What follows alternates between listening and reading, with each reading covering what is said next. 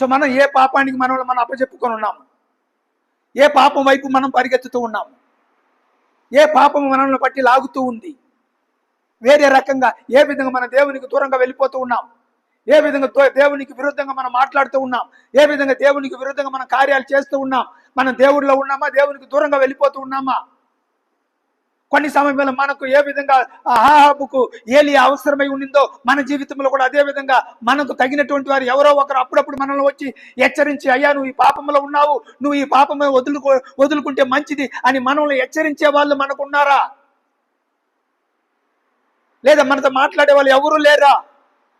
ఆ రోజుల్లో పాపం చేసే రాజు దగ్గర ఏలియా వెళ్ళి మాట్లాడాడు. ఆ రోజు పాపం చేస్తున్నటువంటి వారి దగ్గర ప్రవక్తలు వెళ్ళి వాళ్ళ పాపాలను ఎత్తి చెప్పారు. మారు మనసు పొందినటువంటి వారు మారు మనసు పొందినారు, కఠినంగా ఉన్నటువంటి వారు కఠినంగా ఉన్నారు. మోషే కూడా వెళ్ళాడు ఎవరి దగ్గరికి? ఫరో దగ్గరికి వెళ్ళాడు. ఫరో దగ్గరికి వెళ్ళినప్పుడు ఫరో కూడా కఠినపరుచుకున్నాడు అహాబు లాగా. కాబట్టి అనేక రకాలైనటువంటి కరుల్ని ఎదురు చూశాడు, మారు మనసు పొందలేదు. అహాబు కూడా మారు మనసు పొందలేదు. సో మన జీవితాలు ఏ విధంగా ఉంది? మనం కూడా విని విని విని విని విని విని విసిగిపోయి అదే రకంగా జీవిస్తూ ఉన్నామా, లేదా మన పాపాలను వదులుకుంటూ దేవునికి దగ్గర అవుతూ ఉన్నామా? ఒకవేళ అహాబు చేసిన పాపం మనం చేయకపోవచ్చు, ఒకవేళ దావీదు చేసినటువంటి పాపాన్ని మనం చేయకపోవచ్చు, ఒకవేళ ఫరో చేసినటువంటి పాపాలను మనం చేయకపోవచ్చు.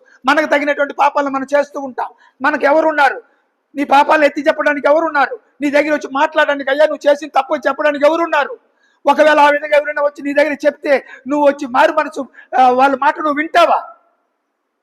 వినడానికి నువ్వు సిద్ధంగా ఉన్నావా? నువ్వు మొట్టమొదటి అంగీకరించగలవా? ఎవరైనా వచ్చి నీ దగ్గర అయ్యా నువ్వు పాపం చేస్తున్నావు అని చెప్తే నువ్వు అంగీకరించుకోవడానికి సిద్ధంగా ఉన్నావా, లేదా వాళ్ళకి వ్యతిరేకంగా మాట్లాడతావా?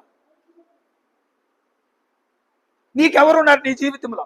నీ ఆత్మీయ జీవితంలో నిన్ను బలపరచడానికి, నీ ఆత్మీయ జీవితంలో నిన్ను హెచ్చరించడానికి, ఆత్మీయ జీవితంలో నిన్ను ప్రోత్సహించడానికి, పురికొల్పడానికి నీకెవరున్నారు? కళ్ళు మూసుకో, ఒకసారి చూడు, నాకెవరున్నారు? ఒకళ్ళు నేను పొరపాటు చేస్తే, నేను ఏదైనా తప్పు చేస్తే నన్ను హెచ్చరించే వాళ్ళు ఎవరు? అహాబుకి ఏలియా ఉన్నాడు, నాకెవరు ఉన్నారు? అలా ఒకవేళ ఎవరైనా చెప్తే నువ్వు ఒప్పుకోగలవా? ఒప్పుకునే మనసు నీకుందా?